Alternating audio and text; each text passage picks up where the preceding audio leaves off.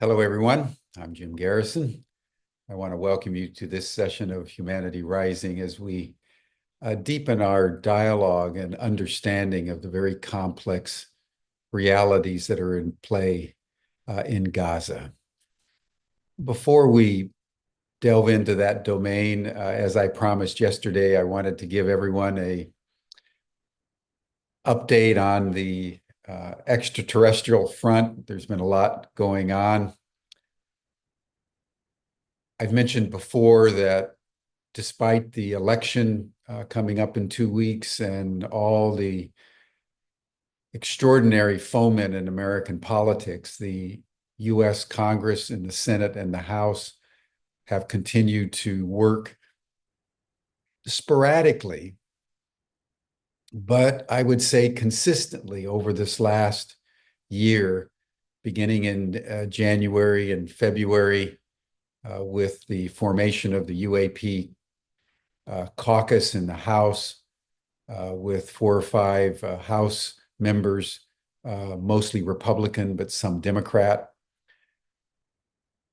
There are hearings that are coming up, although the attempt by Senator Rounds and Senator Schumer to amend the UAP Disclosure Act that was passed last year was defeated in the Senate.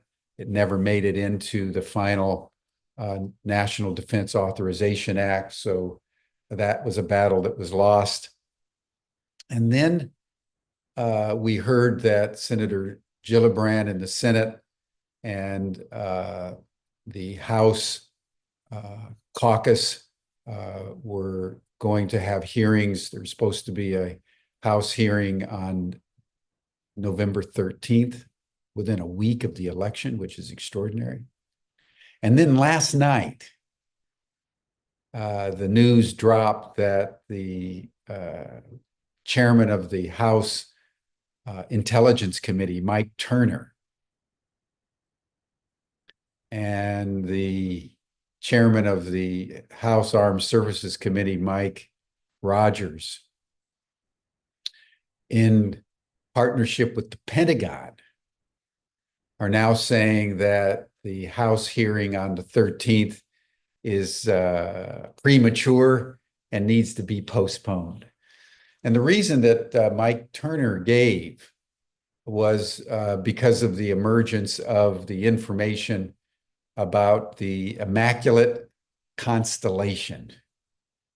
And I want to just take a moment to explain what that is. That came from a journalist, Michael Schlackenberger, who has had a history of identifying various whistleblowers, not just in the UAP domain, but in other domains.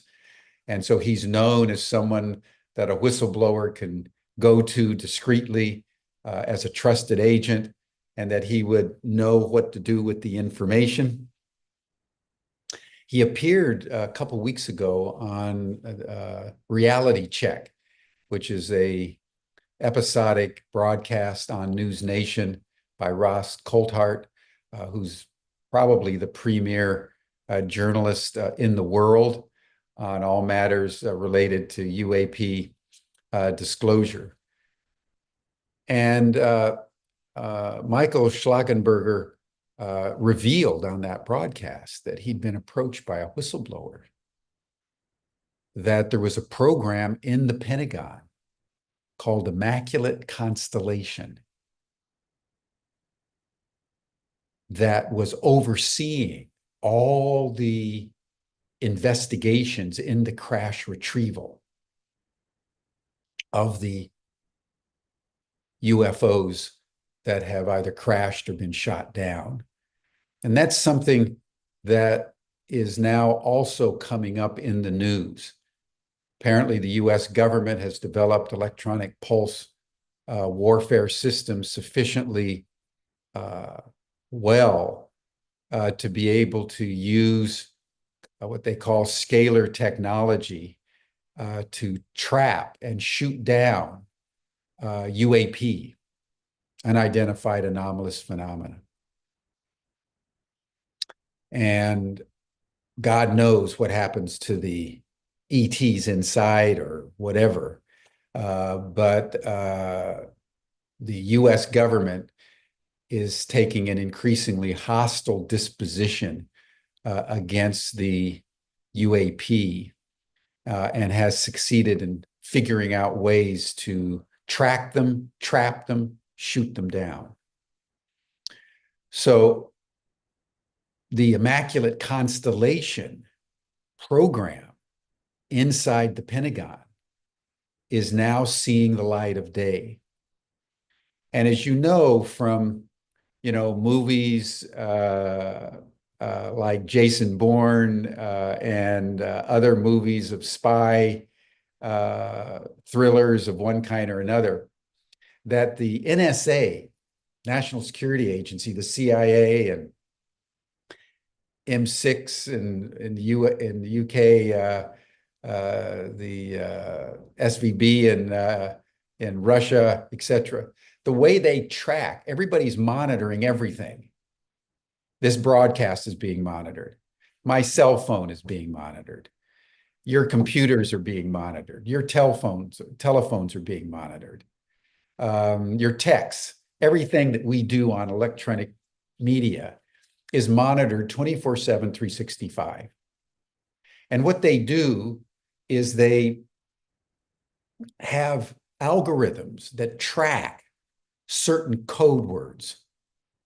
Like, for example, when during the pandemic, one would talk about vaccines, that triggers an algorithm. And then YouTube,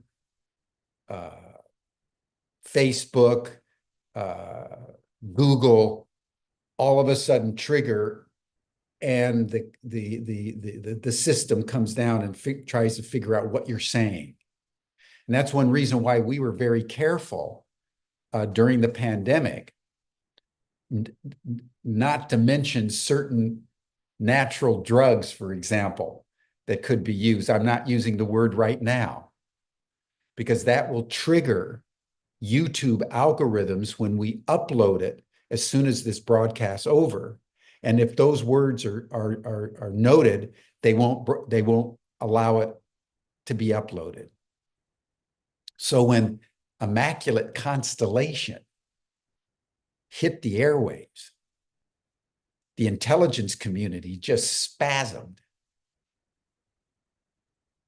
And one of the derivative consequences of that is they're trying now to shut down the hearings in the House, and I would imagine the Senate, because they're afraid that that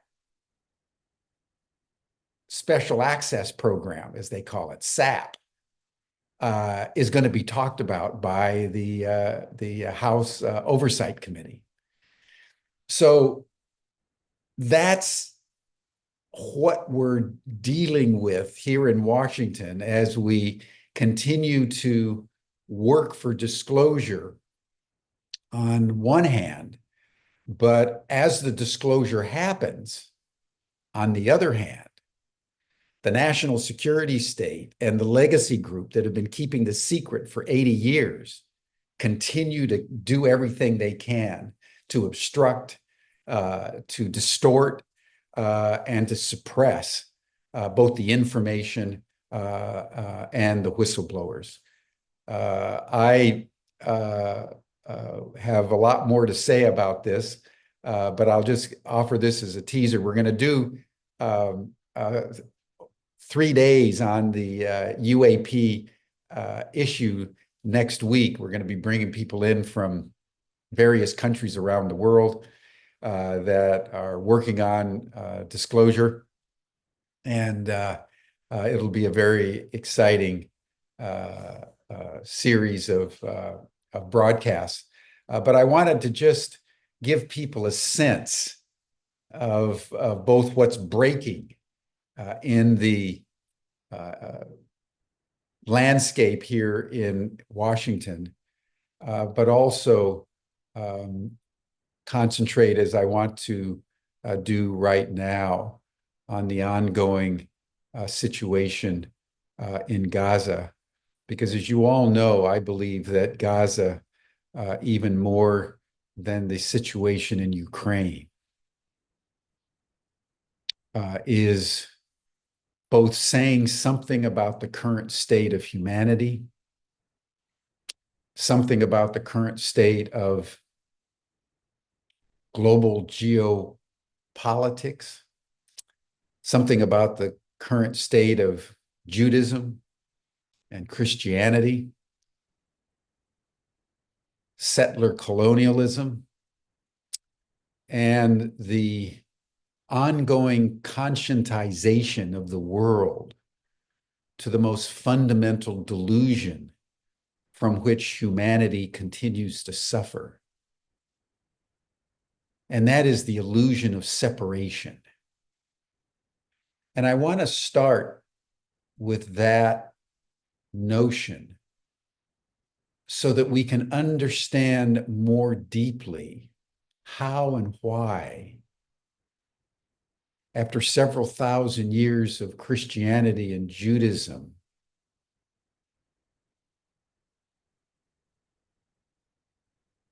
we're committing genocide against the Palestinians in Gaza.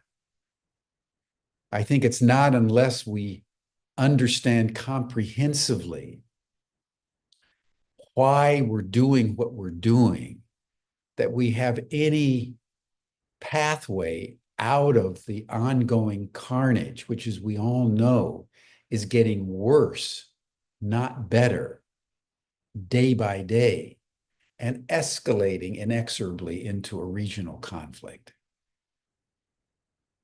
within the context of which nuclear weapons could easily be used. But there does not appear to be any will on the part of Israel or the United States or the European countries and the arms manufacturers that are feeding the conflict to even think about stopping. So how do we understand that? I'd like to start with Carl Jung. Carl Jung has been a great teacher of mine. I did my PhD dissertation in Jungian studies, looking at the nuclear issue from the vantage point of a Jungian depth psychological perspective. And to the present day, I know of no one that has more deeply understood the human condition and the psycho-emotional and psycho-historical forces that come together to shape the human psyche. I mentioned before, and I want to underscore and bring it in again today by way of understanding the genocide in Gaza, with his preface to The Secret of the Golden Flower, a book translated by Richard Wilhelm in the 1950s, a text from ancient China that, like many ancient texts, is so old, we have no idea how it started, who eventually wrote it down, because it happened before we were aware of chronological time and writing these kinds of things down. But it is said that the author of The Secret of the Golden Flower was the teacher of Lao Tzu. And Lao Tzu, as you may all know, was by tradition and legend the author of the Tao Te Ching. And the Tao Te Ching was considered, along with the I Ching and the Analects of Confucius and several other books, as the classic works of China, that all the mandarins were required to know intimately as they governed China for over 2,000 years and established China as the longest enduring civilization and nation in the history of the world by several orders of magnitude. And the secret of the golden flower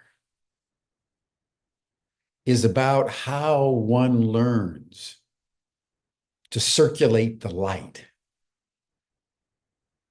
how one learns to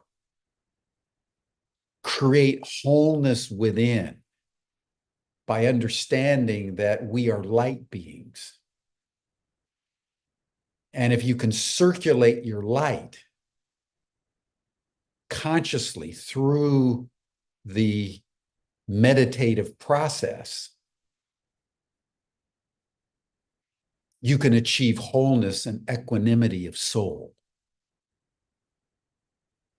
And for those of you who track these things, let me just give you the meditation technique that it teaches.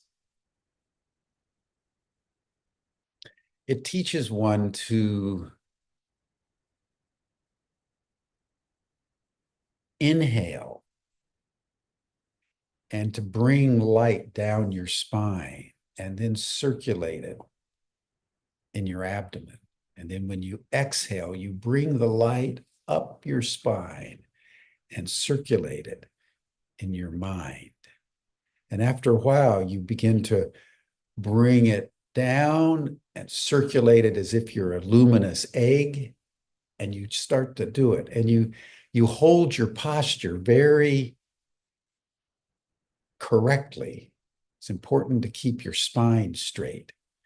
And you lower your eyes. And you look down the two sides of your nose in unfocused gaze.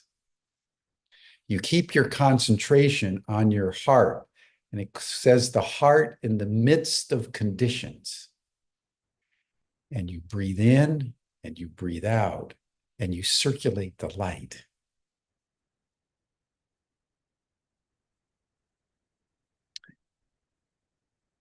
Richard Wilhelm and Jung were friends. And Richard Wilhelm asked Jung to write the preface of The Secret of the Golden Flower. And it's one of my most precious books, which I've read over and over the years, and as well as the Tao Te Ching. And I've used the I Ching as an oracle and an advisor consistently for many decades now, and owe a great debt to Richard Wilhelm for his translations of not only The Secret of the Golden Flower, but the I Ching. It's the master translator of the I Ching. And in the preface of the Secret of the Golden Flower, Jung makes the point that there's a fundamental difference between the spirituality of the East and the spirituality of the West. And that's very important, he says, in understanding why the West has been so violent and the East has been so pacific. Violence, of course, is endemic to the human condition. And there have been acts of violence and egregious atrocities all around the world and throughout history. No society is exempt. But having said that, it is also true that the violence that has emanated out of Western civilization quite literally dwarfs anything that has been done in the East. And the reason, says Jung, is because that the metaphysic of the East, like the secret of the golden flower, like the Tao Te Ching, like the I Ching, and I would say in India, the Upanishads, the Vedas, Buddhist texts, all begin with oneness.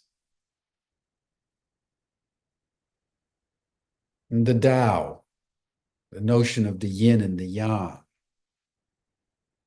In every yin, there's a yang. In every yang, there's a yin, and all of it is contained within the Tao. So in the Eastern metaphysical tradition, all polarities were held within oneness, held within a cyclic notion of time and space. All contradictions between light and dark, night and day, good and evil, male and female, up and down, were contained within oneness. There's no such metaphysical tradition anywhere in the West, except in some of the more obscure mystical traditions. It doesn't exist in Judaism or Christianity and Islam. Rather, as Jung points out, the metaphysic of dualism characterizes the West, the Abrahamic religions and Western civilization, even as the metaphysic of wholeness, of oneness, characterizes the Eastern traditions. And it has been our inability in the West to hold contradictions within a larger framework of oneness that has been, in Jungian terms, the reason why we've been so incessantly violent. Because while in the East, the Tao holds as the overarching symbol, in the West, it's always the image of the other,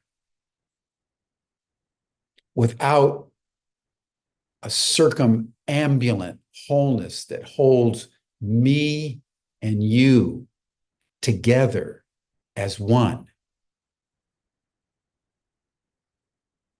And that is the most fundamental context that is important to bring to bear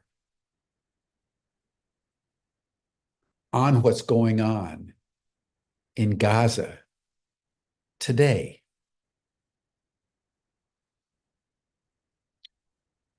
So within this context, I want to very, very briefly tell the story beginning with Abraham, of the Jews in the ancient Near East, leading up to the present time, because in this story, one sees always the other without any sense of oneness. And that's true as one goes back into the Torah with the story of Abraham. And as you all remember from your Bible stories, those of you who were raised in the Judeo-Christian tradition, less so in the Islamic tradition, but also in the Islamic tradition, which doesn't go into many of the stories. Abraham's family came from what is now currently Iraq. And if you know the mouth of the Tigris-Euphrates River on the Persian Gulf, where the rivers empty into the sea, that's where his family came from. And then it is said that they were led up to Haran, which is now in current Turkey. And then God speaks to Abraham and says, I want you to leave Haran and go to a land that I will show you. He led him to what is now Palestine. In those days, it was called Canaan because it was filled with Canaanites, different tribes, Jebusites and Ammonites and Amorites and Philistines and Jebusites, and a range of tribes as populated most of the Middle East during that time. But what was clear from the very beginning is that Abraham went into Canaan as someone separate.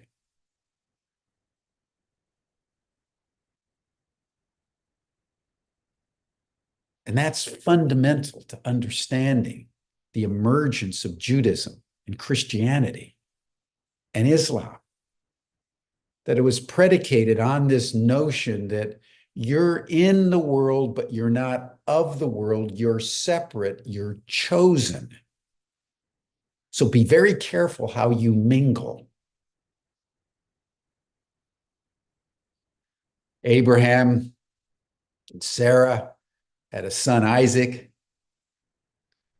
Isaac had two sons, Jacob and Esau. They fought. Jacob fled and went back to Haran. And there worked for 14 years for his uncle Laban, and first for Leah, one of the sisters, and then another 7 years for Rachel, whom he really loved.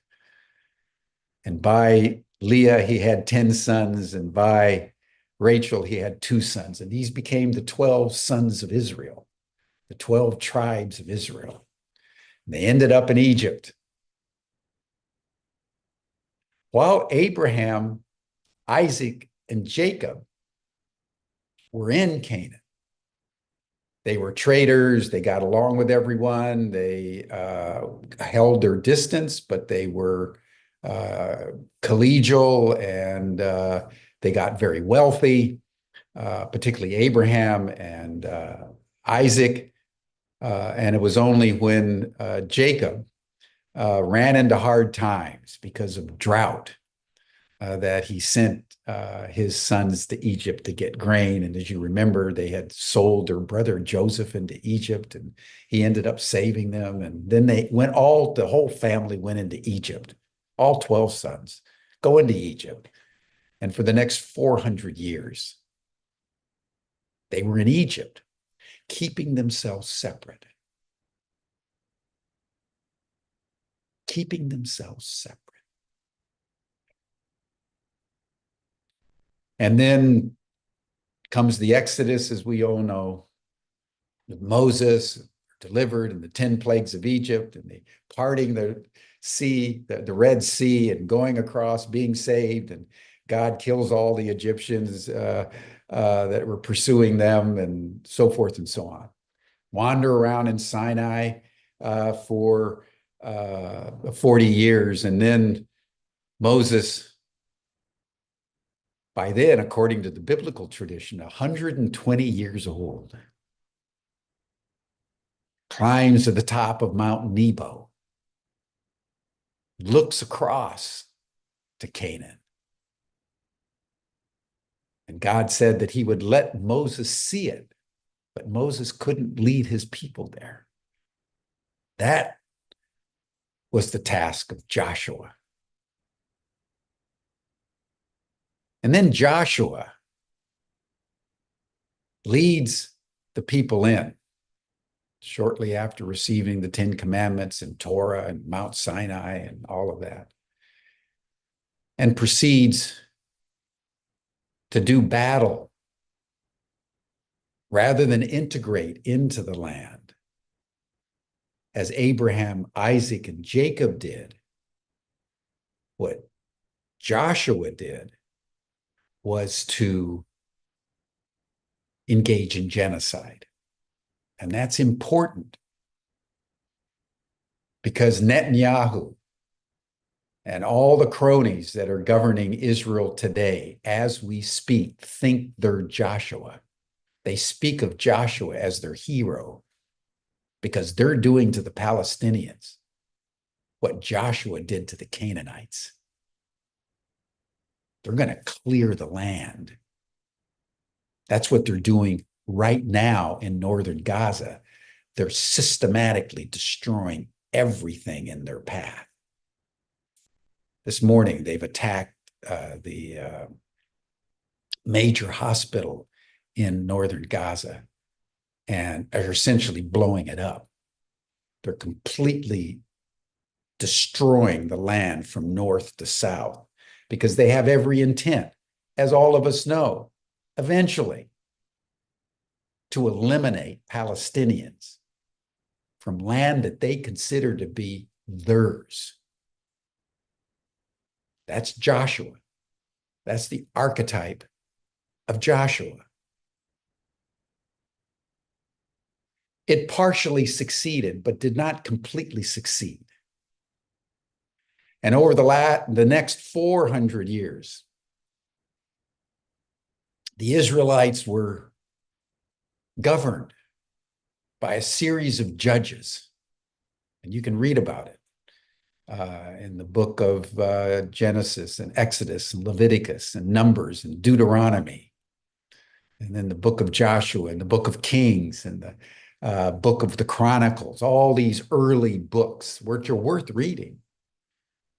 But it was perpetual war against the Israelites and the various tribes that continued to infiltrate in and against whom they were in incessant battle. And the kingdom of Israel was established, the kingdom of Judah was established eventually. And this is an important juncture, which harkens back to what Rabbi Kat Zavis was talking about last week with Michael Negler about the situation now. As after 400 years of the judges, the Israelites became weary, it is said, and wanted to have a king. And the prophet Samuel warned them that they were created by God to be a people like Abraham, separate but integrated in as a yeast in the loaf of humanity. Some ways to remind people of what it means to walk humbly with your God. And he says, if you become a nation state, you're going to succumb to all the evils of what it means to be a nation state. But they wanted to do it anyway.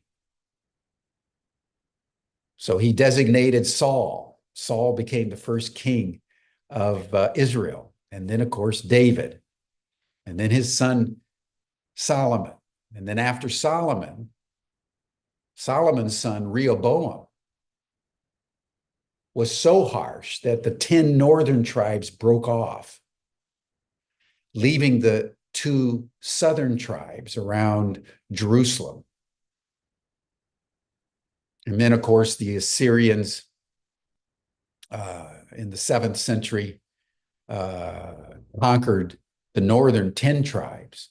And the northern 10 tribes basically disappeared into history because the Assyrians had a policy of mass slaughter, deportations, bringing other populations in so that they could divide and conquer. 2 southern tribes, Judah and Benjamin, in 576 were conquered by Nebuchadnezzar, the king of Babylon, and the elite of Judah were taken to Babylon for 70 years. And then the Babylonians were conquered by the Persians, by Cyrus the Great. And Cyrus the Great was the first one. That was the first time that the Jews became bankers in the Persian Empire. And Cyrus allowed the Jews to go back to Jerusalem and rebuild their temple. And it was during that period and that subsequent period that the Bible that we know it began to be formulated. And it wasn't canonized or wasn't formally done until several centuries AD in the Hellenistic period and in the Roman period. And that was, of course, the beginning of the rabbinic and the Talmud and the Mishnah and the other great texts and traditions of Judaism. And then began the diaspora. And for 2,000 years, after the great revolt in Masada, I've been to Masada, and you go up on this rocky, almost like a pinnacle. And there's where the Zealots in 70 AD took their last stand. And the Romans slaughtered them all and destroyed the temple and expelled Jews from Jerusalem. And that was the beginning of the diaspora.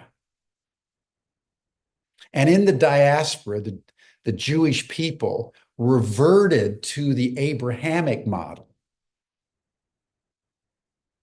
of being dispersed in other cultures, but always keeping their separateness, always keeping that chosenness. There was a lot of assimilation, to be sure, but the traditions that shaped Judaism continued to be practiced. And in the Roman Empire, for example, the Romans honored the Jews as one of the ancient religions, as they called them. The Romans could be ruthless, but when they identified an ancient religion that predated them, they were very respectful. So in the Roman Empire, the Jews were honored as an ancient religious tradition. And so the diaspora was really a return to the original notion of the Jews as a people. And then comes anti-Semitism, which is a uniquely Christian phenomenon. It didn't exist in the world until it was developed in the several centuries AD, and was very quickly and very early embedded in the Christian ethos in relationship to the Jews. And I want to say a little bit about this because it's going to become very important as we tell the modern story.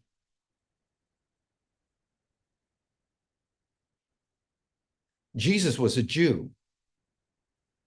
All 12 disciples were Jews. Mary Magdalene, Mary, the mother of Jesus, they were all Jews. Jesus didn't have any particular notion that we know of that what he was teaching was anything other than Judaism. I came not to destroy the law, he said, but to fulfill it. And for him, doing unto others as you would have them do unto you was the fulfillment of the law. He got ensnarled in all kinds of controversies and dialectic with the religious leaders of the day. He gets crucified as the religious leaders, colluding with the Romans, executing. Apparently, he comes alive 3 days later, and the rest, as they say, is history. Paul of Tarsus was Jewish. All of them were. But then a very interesting phenomenon happened that shaped Christianity and spawned anti-Semitism. The Jews, as they always have,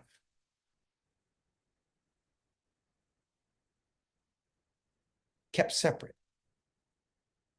and did not become Christians. And that made the original disciples furious because they were all Jews and they accepted Jesus.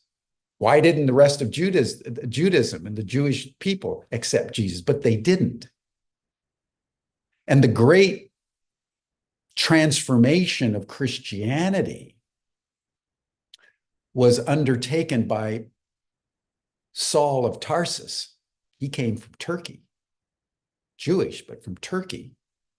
He developed a mission to take Christianity beyond Judaism into the Gentile lands. And more and more Gentiles began to become Christians until the Jews that had originated Christianity virtually disappeared because the Jewish people resisted any attempt to Christianize them. And that started right at the beginning, a dialectic as the Jews, as they had always done, kept separate in a sense of chosenness. And the Christians insisting that Jesus was God and Jesus was the only way. And if you didn't believe in Jesus, you were going to go to hell. And that was anathema to the Jewish tradition. And so that tension created an enmity. And, you know, if you think about the psychology of sort of like a bully, when you've got somebody down and they won't submit, you get angrier and angrier and angrier because you want them to submit. That, in my view, is the origin of anti-Semitism. And as the first millennium and then the second millennium unfolded, there was always this tension between Christianity that had now become the overarching religion of Western civilization, and the Jewish people who, having been exiled from their homeland, had to somehow always adapt to ever-changing Christian European hostility that would flare up in times of crisis. For example, when the Black Plague broke out in 1348, it started in Messina in Sicily,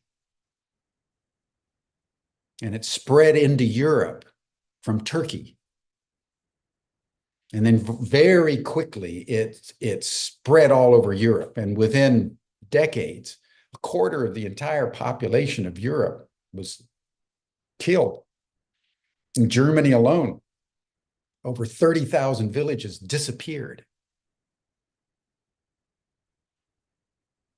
People died overnight. And there was no notion of contagion. So people were shocked. And there was nothing that they could do. Who did they blame? They blamed the Jews. Because that hostility generated scapegoating. Because the Christians had inherited the same sense of chosenness that the Jews had. So you had chosenness against chosenness. Jews wouldn't submit, Christians wouldn't give up. So the Jews were blamed for everything. And that culminated in the Holocaust.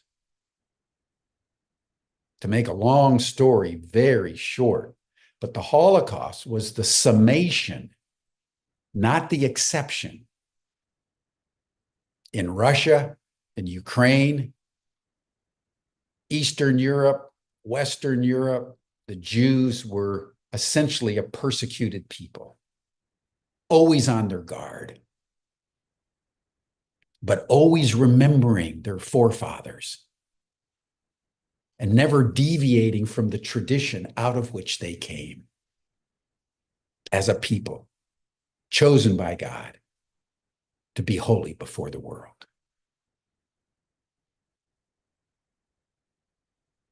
So when the Holocaust finally took place and 6 million Jews were gathered,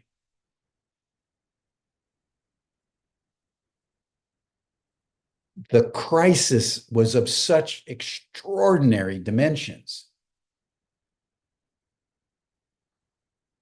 that decisions were made that have shaped the present hour. And I'd like to go into those for just a few minutes.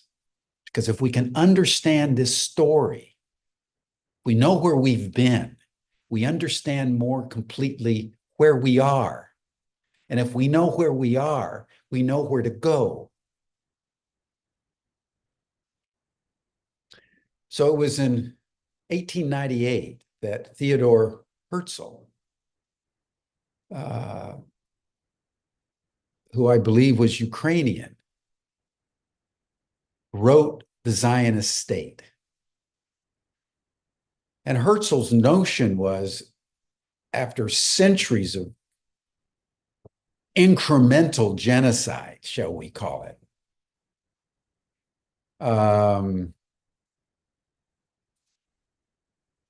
maybe Herzl was Austrian, I think. Anyway, he was European. He was a European Jew. As the Jews were pondering what to do after 2,000 years of this, it was Herzl that really lit the fuse of modern Zionism. He says, we've got to go back to our homeland. We got to get out of here. Why should we stay in Europe when we're not really from Europe? We're from Palestine. But being European and being militant, he coined a phrase that was pivotal and has condemned both the Jews and the West and the Palestinians to the curse of the present day. He said that the Jews are a people without a land, and Palestine is a land without a people. So let's go back. And one of the crucial events was the Balfour Declaration, assigned by Lord Balfour, Minister of Foreign Affairs in England during the First World War, who was a rabid anti-Semite. He hated the Jews for all the reasons we've discussed. And several of the Jewish leaders came to him and said, we'd like to start to think about going back to Palestine. And he thought, what a great idea. Let's get the Jews out of here. Let's plant them in Israel. Let's plant them in Canaan and use them basically as an instrument for British foreign policy. And that's the beginning of the collusion between the Zionist impulse to go back into Canaan, to go back into Palestine, but not in the spirit of Abraham, but in the spirit of Joshua. And the European anti-Semitism that wanted to see the Jews out of Europe and saw an opportunity to use the Jews as an instrument of British policy in Palestine. And there are many, many details to this basic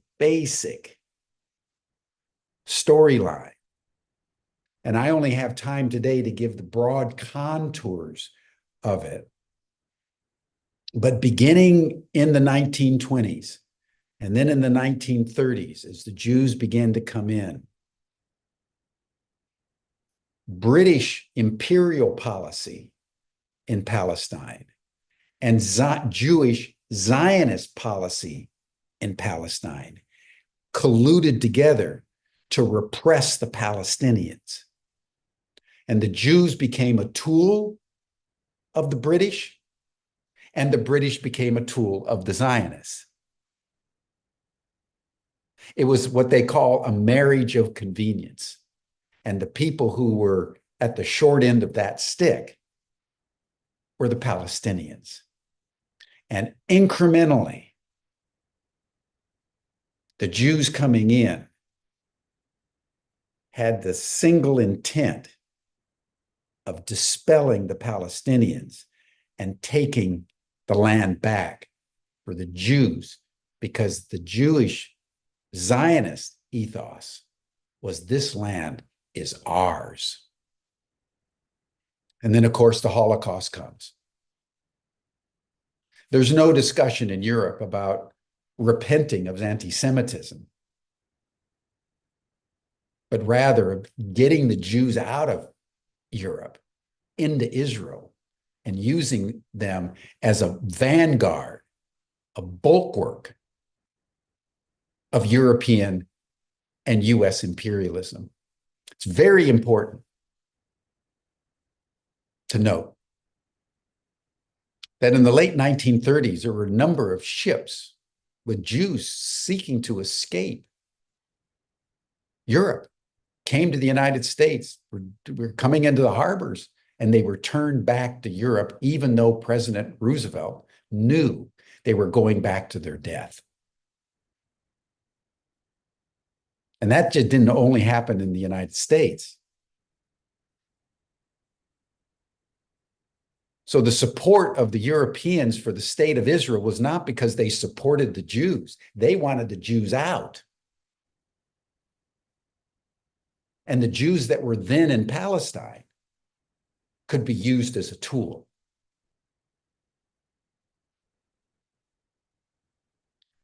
In order for that to effectively happen, the Palestinians needed to be eliminated. We talk about the Nakba, because in 1948, with the establishment of the State of Israel by Ben Gurion and the various founders of the Israeli state, they knew, and the British actively colluded with them on this, that to have a Jewish state, the Palestinians had to be forced out. And that's what's called the catastrophe, the Nakba.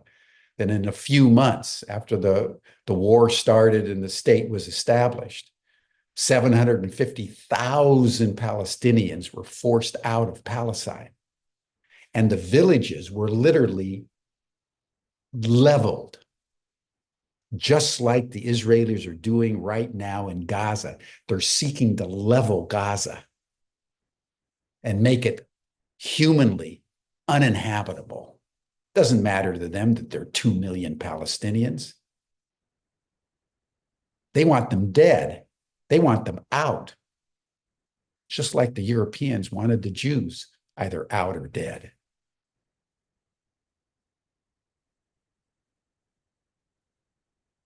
And 250,000 of those 750,000 ended up in Gaza. They weren't from Gaza. They were from what is now Israel. The Israelis couldn't kill everybody because there were too many Palestinians. And several million Palestinians remained in the state of Israel. What do you do with them? Well, you create an apartheid state. You create a state in which, like in South Africa, and in segregationist United States, back, the antebellum period and the Jim Crow laws, you create separate and unequal statuses. So in the United States, you had the white people, and then you had the black people. And there was white bathrooms and black bathrooms, and there was certain seats designated in restaurants, and most of the places the Arabs weren't, the black people weren't even allowed to go into. That's segregation. That's apartheid. It's an apartheid state. For many years, the United States was an apartheid state. It finally began to integrate, shall we say, in the mid-20th century. And that took the Civil Rights Act and the Voting Rights Act and all the acts and the Congress and so forth and so on. We now have made a lot of progress, which hasn't eliminated racism, but it has at least destroyed the official structures of apartheid. Although even in the United States today, housing regulations by the federal government still segregate by color. So what we're talking about in terms of what the Israelis did to the Palestinians is not unique. And this is a fundamental point that needs to be understood. What the Israelis are doing now in Palestine is what the United States did to the native populations in the United States, what the Europeans did to Asia and Africa and Latin America for 500 years. And that is what is called settler colonialism, where they bring in people from outside the area, they take control, they subordinate the local populations, they treat them harshly, they create massive amounts of refugees. For example, I heard on the news this morning that in the last month, over 400,000 Lebanese have fled north into Syria. This is settler colonialism. Because you know perfectly well what the Israelis want to do is come into southern Lebanon, destroy everything, which is what they're doing with the phosphorus gassing that they're doing and the weapons that they're doing, the chemical warfare that they're engaging in right now in southern Lebanon to basically destroy southern Lebanon. All those people get forced north. All the Palestinians are being crammed now into a smaller space into Palestine. Normally, they would have just gone south into Egypt, but the Egyptians are refusing to let them in because they know that this is what the Israelis want. But there may come a time when the humanitarian crisis is so overwhelming to the Palestinians that the Egyptians will let them through just because of humanitarian reasons. And that's what the Israelis are looking for, and what the Israelis in the United States have been working toward is the Egyptians just let them all in. And then the Israelis will evacuate all Palestinians from Gaza and then cover it with settlers, having destroyed everything. That's the game plan. And the reason why there's such a close collusion between the United States and the Israelis, the Zionists, about this is because it serves both purposes. The United States does not have any problem in principle with apartheid.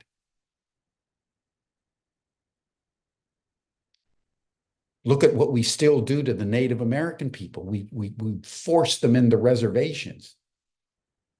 The United States was one of the pioneers of apartheid. And the Germans, in fact, in the 30s, came to America to study segregation. And then they applied it against the Jews back in Germany. The Israelis came to the United States and studied segregation and then applied it to the Palestinians back in Israel. That's a fact. So the United States has no problem in principle with what the Israelis are doing, because the Americans in principle have never had much sympathy for people of color, people who are not Christians.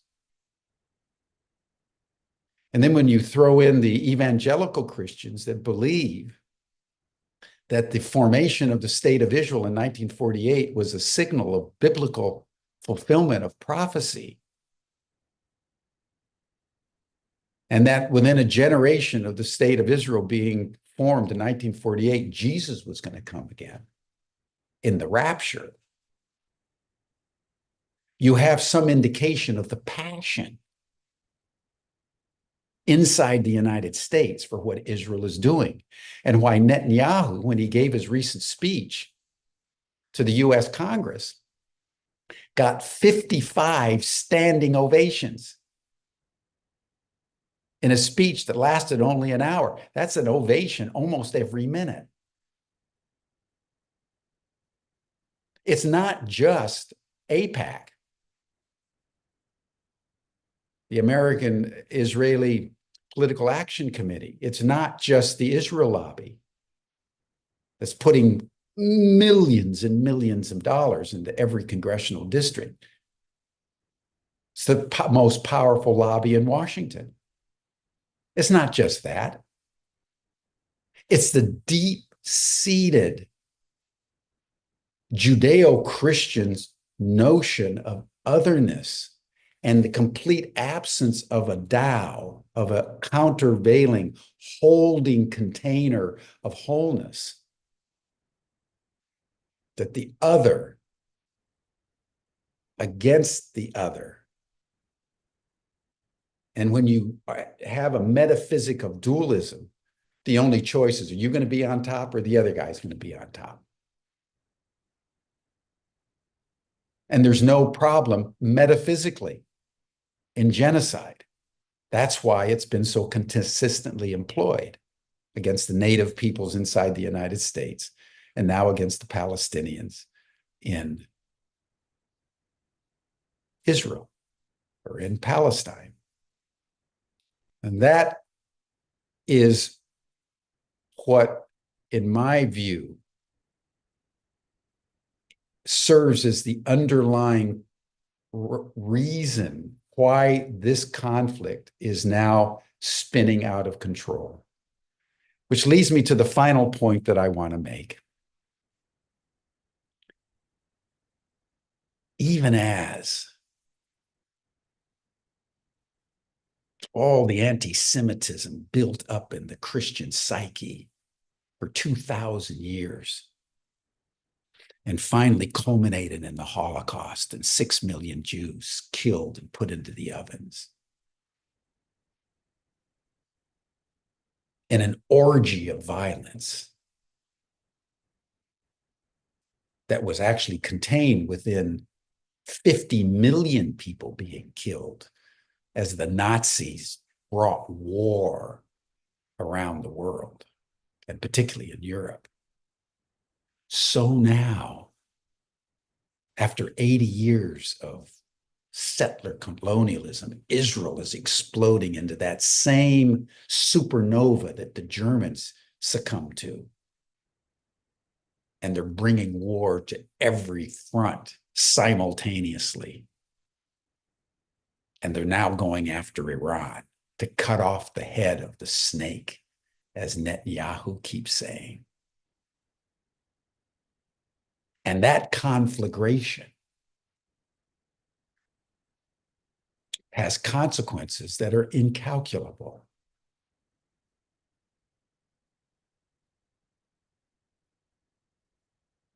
But that's what all of us are now watching on the nightly news as it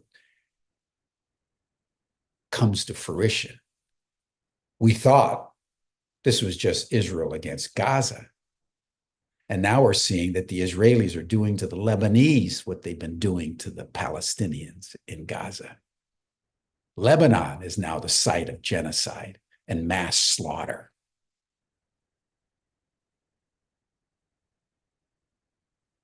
And what is now going to take place is something we will all observe. But I would make one concluding comment, and that is that in the latest Iranian missile attack against the Israelis, if you remember, the first time Iran shot the missiles in May or June, I forget what month, after the Israelis had blown up the Iranian embassy in Damascus. Most of the missiles were shot down, and the Israelis and the Americans and the French and the English were all celebrating. The Iranians are weak, they can't get through. Reality was they got through more than was admitted, but there was a lot of celebration. in this latest Iranian attack, there was no celebration. Because between 20 and 30, by the information I have, missiles got through and did serious damage to the large Israeli base in the Negev and other installations associated with Mossad, the Israeli secret police. So the Israelis now know, and the Americans now know, that the Iranians are capable of penetrating the Iron Dome. Just like Hezbollah last week shot a missile that hit Netanyahu's house in Caesarea. So this is one of the reasons why there's been this delay, because the Iranians are now being backed up by the Russians and the Chinese and the BRIC states, essentially, either passively or covertly, actively. So it's not just the US and Israel taking out Iran. Iran has now built an alliance structure. And even as the Russians are defeating the Americans in Ukraine, because their missile systems, their drones, are proving to be even more sophisticated than what the Americans have. Those are going to Iran. So we're teetering on the edge, on the brink of a global conflagration that we all just need to take in. And understand is happening not only for political reasons, but for deep-seated theological, cosmological, historical reasons, in a complicated mosaic of threads that have been developing over literally millennia and are now playing themselves out because ultimately the house of Israel succumbed to anti-Semitism. And rather than going into the promised land in the spirit of Abraham, colluded with the anti-Semitic forces inside Europe that wanted them out of Europe into the Middle East to effectuate the settler colonial policies of the Europeans and the Americans. And that's why Israel has now become what it's become. And the world stands in silent witness because they know there's nothing anyone can do at the present time to stop the conflagration.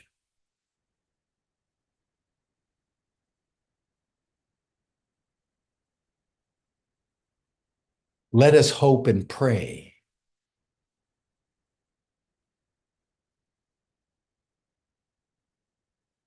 that before he leaves office, as frail as he is, the President of the United States will find a way to connect with what I suspect Joe Biden, in his heart of hearts, knows is true. That if he doesn't stop this carnage, nobody will. And time is running out for the Palestinians in Gaza.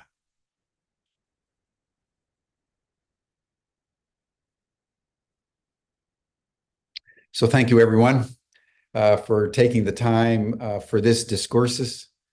This is the conjectures of a guilty bystander, someone who's been observing this area of the world since I was a child, someone who's fascinated by the Middle East. I went to the University of Tel Aviv for my junior year abroad. I've studied these matters for many, many years. My point of view is just one point of view, so I offer it in the spirit of truth pursued, not truth possessed. And I'd be happy to join any of you who would like to deepen this dialogue in the after chat. You'll see the link in the chat box. You received the link in your Zoom reminder for today, but I'd be happy to dialogue with any of you who would like to join. Thank you for taking this time to bear witness with me of something that breaks my heart every day. And every time that I listen to the news, my heart is broken afresh. And the fact that I can only bear witness breaks my heart even further because I know there's nothing I can do. This is a decision for the President of the United States alone. Thank you, everyone. See you in the after chat. Bye for now.